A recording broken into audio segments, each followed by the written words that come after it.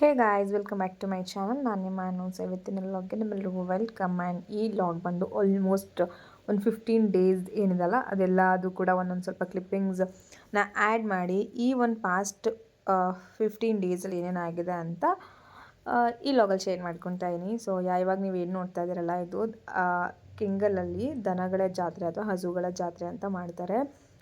ನೋಡೋಕೆ ಸಕ್ಕತ್ತಾಗಿರುತ್ತೆ. ಅಂದರೆ ಎಷ್ಟು ಥರ ವೆರೈಟೀಸ್ ಆಫ್ ಹಸುಗಳಿರುತ್ತೆ ಅಂದರೆ, ಲೈಕ್ ಅದು ಬಂದು ನಾಟಿ ಹಸು ಅಂತ ಹೇಳ್ತಾರಲ್ಲ ಅದೇ ಹಸು, ಬಟ್ ಅದರಲ್ಲಿ ವೆರೈಟೀಸ್ ಆಫ್ ಹಸುಗಳಿರುತ್ತೆ. ನೋಡೋಕ್ಕಂತೂ ಸಕ್ಕತ್ತಾಗಿರುತ್ತೆ. ಸೊ ನಾನು ಯಾವತ್ತೂ ನೋಡಿರಲಿಲ್ಲ. ಆ್ಯಂಡ್ ಇವತ್ತು ನೋಡೋ ರೀಸನ್ ಬಂದು ಆ್ಯಕ್ಚುಲಿ ನಾನು ನನ್ನ ಕಸಿನ್ ಮನೆಗೆ ಹೋಗ್ತಾಯಿದ್ದೆ. ಹಾಗಾಗಿ ಆನ್ ದಿ ವೇ ಹೋಗ್ತಾ ಹೋಗೋಣ ಅಂಥೇಳಿ ಜಸ್ಟ್ ಕೆಂಗಲ್ ದೇವಸ್ಥಾನ ಏನಿದೆಲ್ಲ ಅದರೊಳಗಡೆಯಿಂದ ಎಂಟರ್ ಆದ್ವಿ. ಸೊ ಇದನ್ನೆಲ್ಲ ನೋಡ್ತಾ ನನಗನ್ನಿಸ್ತು ನಾವು ಕೂಡ ಈ ಥರದ್ದು ಒಂದೆರಡು ಹಸು ತೊಗೋಬೇಕು ಅಂತ. ಬಟ್ ಸಿಕ್ಕಾಪಟ್ಟೆ ಕಾಸ್ಟ್ಲಿ. ಇವಾಗ ಗೋಲ್ಡ್ ಏನು ಪ್ರೈಸಿಂಗ್ ಇದೆ ಅಲ್ಲ, ಅದೇ ಥರ ಹಸುಗಳಿಗೂ ಸಿಕ್ಕಾಪಟ್ಟೆ ಪ್ರೈಸಿಂಗ್ ಇದೆ. ಆ್ಯಂಡ್ ನನಗಂತೂ ನೋಡಿ ತುಂಬ ಖುಷಿ ಆಯಿತು. ಆ್ಯಂಡ್ ಸಿಕ್ಕಾಪಟ್ಟೆ ಕ್ಯೂಟಾಗಿರೋ ಎಲ್ಲ ಹಸುಗಳಾಗಿರ್ಬೋದು, ಕುರಿಗಳು. ಮತ್ತು ಇವಾಗ ಇಷ್ಟೊತ್ತಲ್ಲಿ ನನ್ನ ಕಸಿನ್ ಮನೆಗೆ ಹೋಗ್ತಿರೋ ರೀಸನ್ ಬಂದು ನನ್ನ ಕಸಿನ್ಗೆ ಪಾಪು ಆಗಿದೆ. ಐ ಥಿಂಕ್ ಒಂದು 15 ಡೇಸ್ ಆಗಿದೆ ಅಂತ ಅನ್ಸುತ್ತೆ. ವೀಕೆಂಡ್ ಆಗಿದ್ದರಿಂದ ಪಾಪುನು ನೋಡೋಕ್ಕೆ ಹೋಗೋಣ ಅಂತ ಹೇಳ್ತಾ ಇದ್ಲು ಅಂಥೇಳಿ. ಸೊ ಹೋಗೋಣ. ಆ್ಯಂಡ್ ನನಗೂ ಒಂದು 3 ದಿನ ರಿಲ್ಯಾಕ್ಸ್ ಆಗುತ್ತೆ, ಮೈಂಡ್ ಸ್ವಲ್ಪ ಕಾಮಾಗಿರುತ್ತೆ ಅಂತ ಹೇಳಿಬಿಟ್ಟು ಹೋದೆ. ಆ್ಯಂಡ್ ಇಲ್ಲಿ ನಮ್ಮ ಅಜ್ಜಿ ಬಂದು ಸಾಂಬ್ರಾಣಿ ಹೊಗೆ ಕೊಡ್ತಾ ಇದ್ದಾರೆ. ಡಾಕ್ಟರ್ ಇದನ್ನು ರೆಕಮೆಂಡ್ ಮಾಡಲ್ಲ, ಬಟ್ ತುಂಬ ರೇರಾಗಿ ಕೊಡೋದು, ರೆಗ್ಯುಲರಾಗಿ ಏನು ಕೊಡೋಲ್ಲ ನಮ್ಮ ಕಡೆ. ಸೊ ನೋಡೋಕ್ಕೆ ಇದೆಲ್ಲ ಎಕ್ಸ್ಪೀರಿಯೆನ್ಸ್ ಮಾಡೋಕ್ಕೆ ತುಂಬ ಚೆನ್ನಾಗಿರುತ್ತೆ. ಆ್ಯಂಡ್ ನನ್ನ ಮಗಳಂತೂ ಸಿಕ್ಕಾಪಟ್ಟೆ ಖುಷಿಯಾಗಿದ್ದಾಳೆ. ಅವಳು ಹೆಂಗಂದರೆ ಪಾಪು ಇವಾಗಲೇ ಆಟ ಆಡ್ಬಿಡುತ್ತೆ ಆ್ಯಂಡ್ ನಾನು ನೋಡಿ ನಗುತ್ತೆ. ಆ್ಯಂಡ್ ಪಾಪು ಜೊತೆ ಆಟ ಆಡ್ಬೋದು ಅನ್ನೋ ಮೈಂಡ್ ಕಾನ್ಸೆಪ್ಟ್ ಅವಳಿಗೆ. ಬಟ್ ಅವಳಿಗೆ ಇನ್ನೂ ಗೊತ್ತಿಲ್ಲ, ಪಾಪು ಇನ್ನೂ ಚಿಕ್ಕದು ಆ್ಯಂಡ್ ಅದೆಲ್ಲ ಆಟ ಆಡಲ್ಲ ಅಂತ ಹೇಳ್ಬಿಟ್ಟು. ಸೊ ಹೋದಾಗಿಂದ ಬರೋ ತನಕನೂ ನಾನು ಪಾಪು ಜೊತೆಯಲ್ಲೇ ಇರ್ತೀನಿ. ನಂಗೆ ಪಾಪು ಬೇಕು, ನನ್ನ ಪಾಪು ಅಂದರೆ ನಂಗೆ ಸಿಕ್ಕಾಪಟ್ಟೆ ಇಷ್ಟ, ಅದ್ರ ಪಕ್ಕನೇ ಮಲ್ಕೋತೀನಿ ಅಂತೆಲ್ಲ ಹಠ ಮಾಡ್ತಾಯಿದ್ಲು.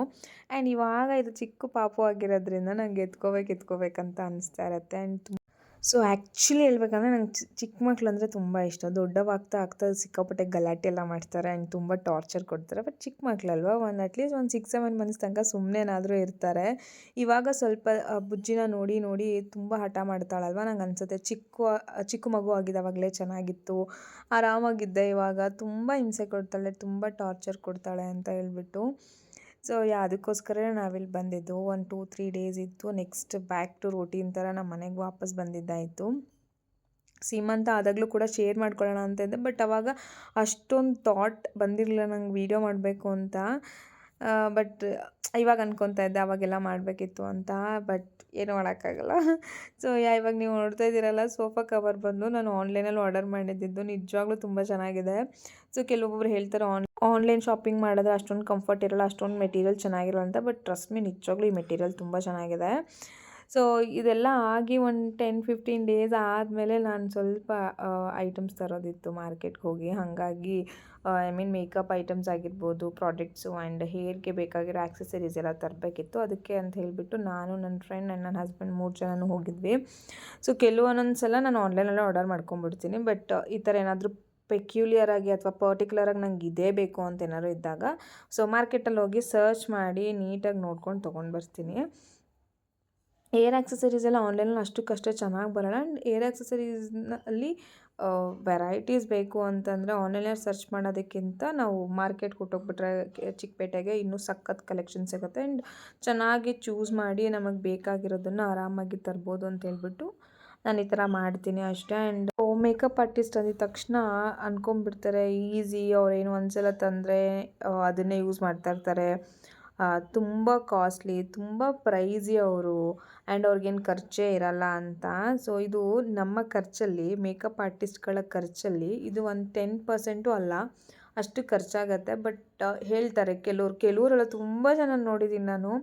ಸೊ ಇವಾಗಂತೂ ತುಂಬ ಆರ್ಟಿಸ್ಟ್ಗಳಾಗಿರೋದ್ರಿಂದ ಲೈಕ್ ಕಂಪ್ಯಾರಿಸನ್ ಮಾಡಿಬಿಟ್ಟು ನೀವ್ಯಾಕೆ ಇಷ್ಟು ತೊಗೋತೀರಾ, ಅವ್ರ್ಯಾಕೆ ಇಷ್ಟು ತೊಗೋತಾರೆ, ನೀವ್ಯಾಕೆ ಇಷ್ಟು ಕಾಸ್ಟ್ಲಿ, ಅವ್ರ್ಯಾಕೆ ಅಷ್ಟು ಕಮ್ಮಿ, ಏನಿರುತ್ತೆ ಇದರಲ್ಲಿ, ಏನು ಹಾಕ್ಬಿಡ್ತೀರಾ, ಏನು ಮಾಡಿಬಿಡ್ತೀರಾ ಅಂತ.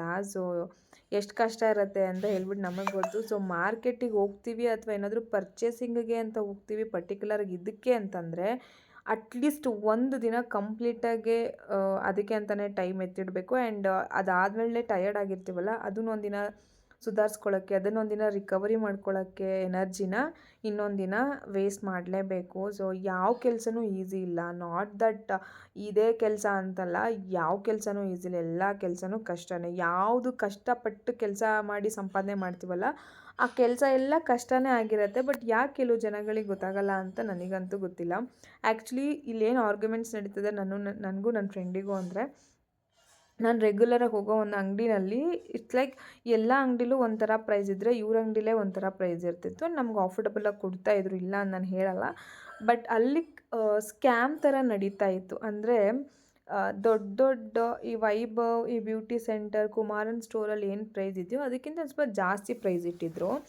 ಆ್ಯಂಡ್ ಅಲ್ಲೇನೋ ಒಂದು ಸಣ್ಣ ಇನ್ಸಿಡೆಂಟ್ ಆಯಿತು. ಅದನ್ನು ನಾನು ಗಿಲ್ಟ್ ಫೀಲ್ ಮಾಡ್ಕೊಳ್ತಾ, ಅಯ್ಯೋ ನನ್ನಿಂದ ಏನಾದರೂ ಈ ಥರ ಬೇರೆ ಕಸ್ಟಮರ್ಗೆ ನಾನು ಕಮ್ಮಿ ಕೇಳಿದ್ದಕ್ಕೆ ಏನಾದರೂ ಬೇರೆ ಕಸ್ಟಮರ್ಗೆ ಪ್ರಾಬ್ಲಮ್ ಐತೇನೋ ಅಂತ. ಬಟ್ ನಂಗಲ್ಲಿ ಗೊತ್ತಿಲ್ಲ ಅಲ್ಲೇನೋ ಸ್ಕ್ಯಾಮ್ ನಡೀತದೆ ಅಂತ. ನನ್ನ ಹಸ್ಬೆಂಡ್ ಮತ್ತು ನನ್ನ ಫ್ರೆಂಡ್ ಇಬ್ಬರೂ ಐಡೆಂಟಿಫೈ ಮಾಡ್ಬಿಟ್ಟು ಅದೇ ಹೇಳ್ತಾರೆ, ನೀನು ಯಾಕೆ ಇಷ್ಟೊಂದು ಫೀಲ್ ಮಾಡ್ಕೊತಾ ಇದೆಯಾ, ಏನೂ ಆಗಿಲ್ಲ. ಆ್ಯಕ್ಚುಲಿ ಅವರಿಬ್ರೇನೋ ಮಾತಾಡ್ಕೊತಾ ಇದ್ರು, ನಿಂದಿಲ್ಲ ಏನೂ ಇಲ್ಲ ಆರಾಮಾಗಿರು ಅಂತ ಹೇಳ್ತಾಯಿದ್ಲು. ಅದೇ ಬೈತಾಯಿದ್ಲು ಅವಳು. ಮಾರ್ಕೆಟ್ ಅಂದಮೇಲೆ ಎಲ್ಲ ಥರ ಜನಗಳು ಇರ್ತಾರೆ, ಎಲ್ಲ ಥರ ಕೆಲಸಗಳು ನಡೀತಾ ಇರುತ್ತೆ. ಲೈಕ್ ಒಳ್ಳೆ ಥರನೂ ನಡೀತಾ ಇರುತ್ತೆ, ಕೆಟ್ಟ ಥರನೂ ನಡೀತಾ ಇರುತ್ತೆ. ವೈ ಆರ್ ಯು ವರಿಯಿಂಗ್ ಅಂತ. ಸೊ ಅದೇ ಡಿಸ್ಕಷನಲ್ಲಿ ಇತ್ತು. ಆ್ಯಂಡ್ ಅದಾದಮೇಲೆ ಸ್ವಲ್ಪ ಆನ್ಲೈನಲ್ಲಿ ಆರ್ಡರ್ ಮಾಡಿದ್ದೆ ಪ್ರಾಡಕ್ಟ್ಸು. ನಾನು ಮಾರ್ಕೆಟ್ಗೆ ಹೋಗಿದ್ದರಿಂದ ಪಾರ್ಸಲ್ ಎಲ್ಲ ಮನೇಲೇ ಇಟ್ಟೋಗಿದ್ರು, ಅದನ್ನು ಕೂಡ ಅನ್ಬಾಕ್ಸ್ ಮಾಡ್ತಾಯಿದ್ದೀನಿ. ಒಂದು ಸ್ವಲ್ಪ ನೇಲ್ ಆರ್ಟ್ ಡಿಸ್ಪ್ಯಾಚ್ ಮಾಡೋಕ್ಕೆ ಬೇಕಿತ್ತು. ಆ್ಯಂಡ್ ಮನೇಲಿ ಸೋಪ್ಸ್ ಖಾಲಿಯಾಗಿತ್ತು, ಅದೆಲ್ಲ ರೀಸ್ಟೋರ್ ಮಾಡೋಣ ಅಂತೇಳಿ ಆನ್ಲೈನಲ್ಲಿ ಆರ್ಡರ್ ಮಾಡಿದ್ದೆ. ಅದೆಲ್ಲ ಬಂದಿತ್ತು, ಸೊ ಅನ್ಬಾಕ್ಸ್ ಮಾಡ್ತಾಯಿದ್ದೆ.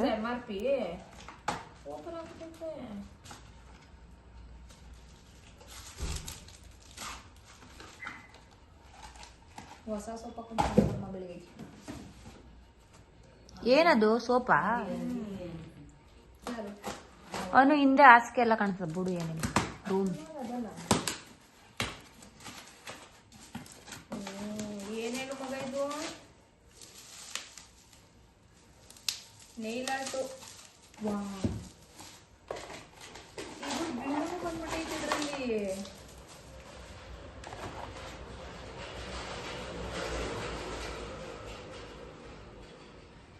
ಏನು ಗ್ಲೂ? ನೇಲ್ ಆರ್ಟ್ಗೆ ಬಬಲ್ ಗಮ್ ಹಾಕ್ಬಿಟ್ಟು ಅಂಟಿಸ್ತಾ ಇದ್ನಲ್ಲಪ್ಪ, ಅದಕ್ಕೆ ಬೇಡ ಅಂದ್ಬಿಟ್ಟು ಈ ಥರ ಟೇಪ್ ತೊಗೊಂಡೆ. ಹೆಚ್ಕೊಂಡ್ಬಿಟ್ಟೈತೆ, ನಿಮಗೆ ಮೆಲ್ಟ್ ಆಗ್ಬಿಟ್ಟೈತೆ ಅಂತ ಮೋಸ್ಟ್ಲಿ.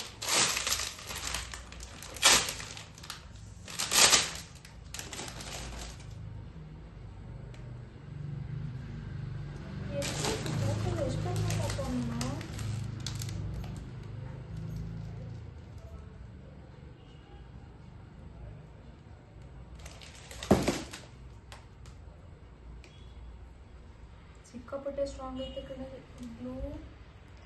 ಸ್ವಲ್ಪ ಕಿತ್ತಕೋ, ಸ್ವಲ್ಪ.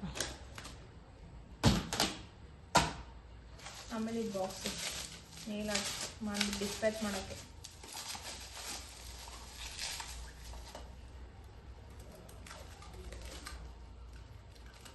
ಇರ್ತದ 6-10 ಅಂತ ಡೌಟ್ ನನಗೆ. ಬಿಡಿಸ್ತದಲ್ಲೇನೆ 10 ಪೀಸ್ ಹಾಕೋತಾನೆ. ಏನು ನೈಲ್ಸು ಡಿಸ್ಪ್ಯಾಚ್ ಮಾಡೋಕ್ಕಿದೆ. ಡಿಸ್ಪ್ಯಾಚ್ ಮಾಡೋಕ್ಕೂ ದುಡ್ಡು ಕೊಟ್ಟು ತಗೋಬೇಕು ನೀನು. ಇಡ್ಸಲ್ವಾ? ಸಾಕು, ಇಡಿಸ್ತೈತೆ. ಎಕ್ಸ್ಟ್ರಾ 100 ರೂಪೀಸ್ ಇನ್ಮೇಲಿಂದ ಚಾರ್ಜ್. ಕವರ್ಗೆ ಹಾಕೊಡ್ಬೇಕಾ ಇಲ್ಲ ಎಂತ ಹಾಕೊಡ್ಬೇಕು? ಕವರ್ಗೆ ಹಾಕೊಡ್ತಿದ್ನಲ್ಲಪ್ಪ, ಅದಕ್ಕೆ ಕವರ್ಗೆ ಹಾಕೋದು ಬೇಡ ಅಂದ್ಬಿಟ್ಟು ನೋಡ್ತಿದ್ರು ಎಷ್ಟು ಅಮೌಂಟ್ ಆಗುತ್ತೆ ಇದು ನಾನು ನೋಡಿಲ್ಲ ಸರಿ.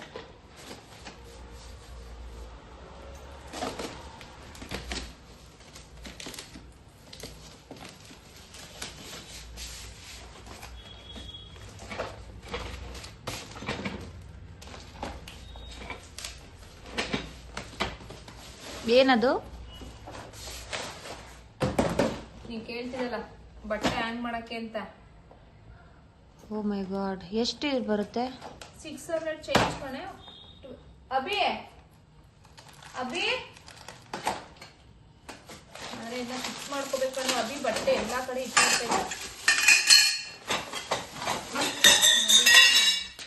ನಾನಂತ ತರಿಸ್ಬೇಕು ಇದನ್ನ.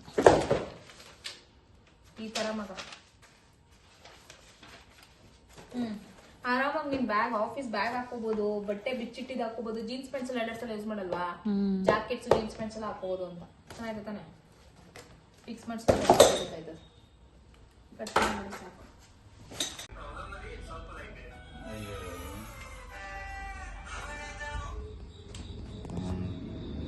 ಇದು ಹೋಯ್ತು.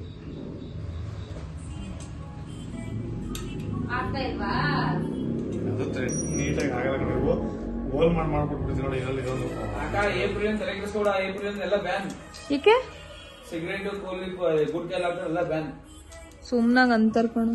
ಅದನ್ನ ಬ್ಯಾನ್ ಮಾಡ್ಬಿಟ್ರೆ ನಮ್ ದೇಶ ಫುಲ್ ಲಾಸ್ ಹೋಗ್ಬಿಡುತ್ತೆ. ಅಕ್ಕ ಎಣ್ಣೆ ಇಲ್ವಾ? ಸೊ ಇವಾಗ ಏನು ನೋಡ್ತಾ ಇದ್ದೀರಾ, ಇದು ಬಂದು ನಮ್ಮ ತೋಟ ಆಯಿತಾ.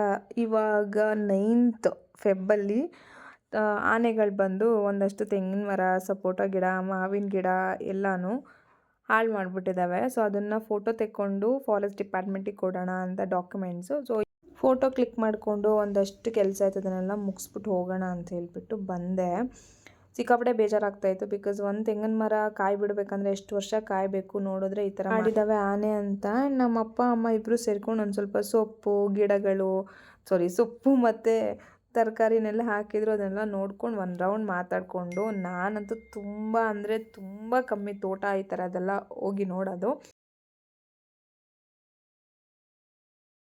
ಹಂಗಾಗಿ ನಮ್ಮಪ್ಪ ಬೈತಾಯಿತ್ತು, ಆನೆ ಎಲ್ಲ ಈ ಥರ ಮಾಡೈತೆ, ಬಂದು ನೋಡಿಲ್ಲ, ಏನಂದ್ರೆ ಏನಿಲ್ಲ ಅಂತ ಹೇಳ್ಬಿಟ್ಟು. ಅದಕ್ಕೆ ಅವ್ರಿಗೂ ಬೇಜಾರಾಗೋದು ಬೇಡ, ನನಗೂ ಒಂದು ಸ್ವಲ್ಪ ಗೊತ್ತಾಗುತ್ತೆ ಏನೇನಾಗಿದೆ ಅಂತ ಹೇಳ್ಬಿಟ್ಟು ಅಂತ ನೋಡ್ಕೊಂಡು ಹೋಗೋಣ ಅಂತ ಹೇಳ್ಬಿಟ್ಟು ಬಂದಿದ್ದೆ. ನೋಡಿ ಇಲ್ಲೊಂದು ಮಾವಿನ ಗಿಡ. ಆ್ಯಕ್ಚುಲಿ ನಮ್ಮ ಈ ತೋಟದಲ್ಲಿ ಮಾವಿನಕಾಯಿ ಗಿಡ ಇರಲಿಲ್ಲ. ಅದು ಒಂದು ಇತ್ತಂತೆ, ಅದನ್ನು ಕಿತ್ತಾಕ್ಬಿಟ್ಟೈತೆ. ಆ್ಯಂಡ್ ನಮ್ಮಪ್ಪ ಸಪೋಟೊ ಗಿಡ ಹಾಕಿದ್ರು. ಸಪೋಟೊ ಹಣ್ಣಂತೂ ತುಂಬ ದಪ್ಪಗೆ ಬರ್ತಾಯಿತ್ತು, ಟೇಸ್ಟ್ ಅಂತೂ ಸಕ್ಕತ್ತಾಗಿತ್ತು. ಅದನ್ನು ಹಾಳು ಮಾಡಿಬಿಟ್ಟಿದ್ದಾವೆ. ಎಷ್ಟು ತೆಂಗಿನ ಮರಗಳು ಹಾಳು ಮಾಡಿದ್ದಾವೆ ಅಂದರೆ ಹೇಳೋಕ್ಕಾಗಲ್ಲ, ಅಷ್ಟು ತೆಂಗಿನ ಮರಗಳು ಹಾಳು ಮಾಡಿದ್ದಾವೆ. ಒಂದು 8ರಿಂದ 10 ತೆಂಗಿನ ಮರಗಳು. ಹಂಗಂತೂ ನಿಜ ಬೇಜಾರಾಗೋಯಿತು. ಯಪ್ಪ, ಅದು ಒಂದು ತೆಂಗಿನ ಗಿಡ ನೆಟ್ಟು ಅದು ಕಾಯಿ ಬಿಡಬೇಕಂದ್ರೆ ಹತ್ತತ್ರ 5ರಿಂದ 6 ವರ್ಷ ಬೇಕಂತೆ. ನೋಡಿದ್ರೆ ಈ ಥರ ಮಾಡಿಟ್ಟಿದ್ದಾವಲ್ಲ ಅಂತ ಹೇಳ್ಬಿಟ್ಟು ಅಪ್ಪ ಅಮ್ಮ ಇಬ್ಬರು ಬೇಜಾರು ಮಾಡ್ಕೊಂಡಿದ್ರು, ಏನು ಹಿಂಗಾಗೋಯ್ತು ಆನೆಗಳಿಂದ ಅಂತ ಹೇಳಿ. ಸೊ ಏನೂ ಮಾಡೋಕ್ಕಾಗಲ್ಲ. ಕಾಡಲ್ಲಿ ಅವುಗಳಿಗೂ ಊಟ ಇಲ್ಲ. ಆ್ಯಂಡ್ ಕಾಡನ್ನೆಲ್ಲ ನಾಡು ಮಾಡ್ಕೊಂಡು ಹೋಗ್ತಾ ಇರೋದ್ರಿಂದ ದೆರ್ ಇಸ್ ನೋ ಆಪ್ಷನ್. ಅವರು ಮುಗಿಸ್ಕೊಂಡು ನಮ್ಮ ಮನೆಗೆ ಬಂದೆ ಚನ್ನಪಟ್ಟಣಗೆ. ಆ್ಯಂಡ್ ಐ ಹೋಪ್ ಈ ಲಾಗ್ ನಿಮ್ಮೆಲ್ರಿಗೂ ಇಷ್ಟ ಆಗಿರುತ್ತೆ ಅಂತ. 15 ದಿನದ ಲಾಗ್ ಹೇಗಿತ್ತು ಅಂತ ಕಮೆಂಟ್ ಸೆಕ್ಷನಲ್ಲಿ ಕಮೆಂಟ್ ಮಾಡಿ. Thank you so much for watching. Bye.